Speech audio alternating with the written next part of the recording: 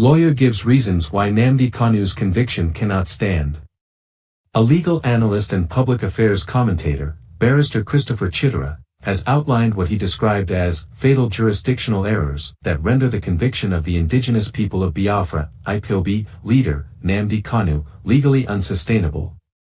He argued in a legal critique on Tuesday that the Federal High Court committed two grave violations of Nigerian jurisprudence that no appellate court can overlook, relying on a repealed law and failing to take judicial notice of its repeal.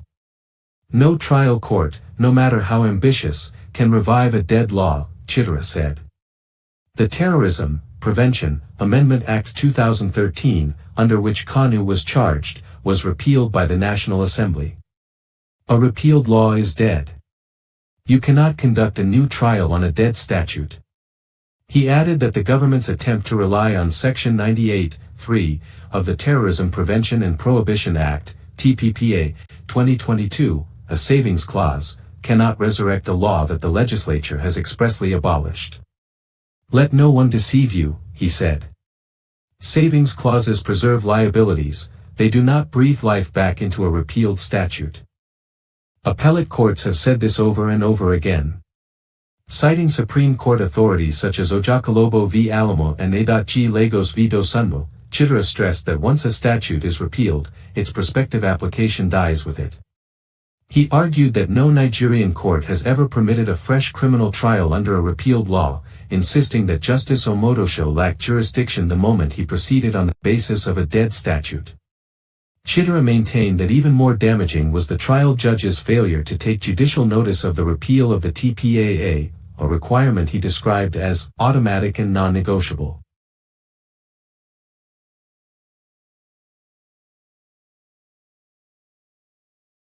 Every court must take judicial notice of the law as it exists, whether it is enacted or repealed. That is not optional. You don't assume whether a law is alive or dead, he said. He pointed to Justice Omotosho's own words, assuming without conceding that TPAA has been repealed, as evidence that the court proceeded on an incorrect assumption of law. That phrase alone destroys the entire judgment, Chidera declared. A court cannot assume the law. It must know the law. Failure to take judicial notice is a jurisdiction-killing error. Everything built on that foundation collapses automatically. Referencing cases such as NNPC v. Fahimmi and the Privy Council decision in McFoy v. UAC, he noted that proceedings based on a non-existent law are incurably bad and void from the start. Chidera insisted that the issues at stake are not technicalities but foundational legal principles that even a politically influenced appellate panel cannot override. Jurisdiction is the soul of adjudication. Once it is absent, the entire process becomes a nullity. Not even the Supreme Court can amend or salvage a judgment delivered without jurisdiction, he said.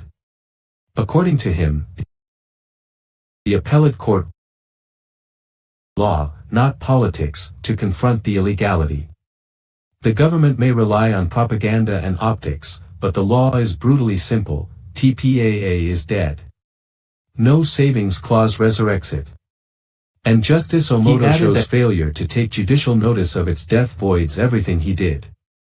Chidera challenged government lawyers and commentators to produce any Nigerian appellate or Supreme Court decision that permits a trial under a repealed statute. Ask anyone quoting Section 98(3) to show you one case, just one, where a court allowed a criminal trial under a repealed law, he said. There is none. That tells you all you need to know about the limitations of the savings clause. That Kanu's conviction cannot stand in law and will not survive appellate scrutiny, regardless of political pressure. Thank you for your attention to this matter. Stay tuned and have a blessed day.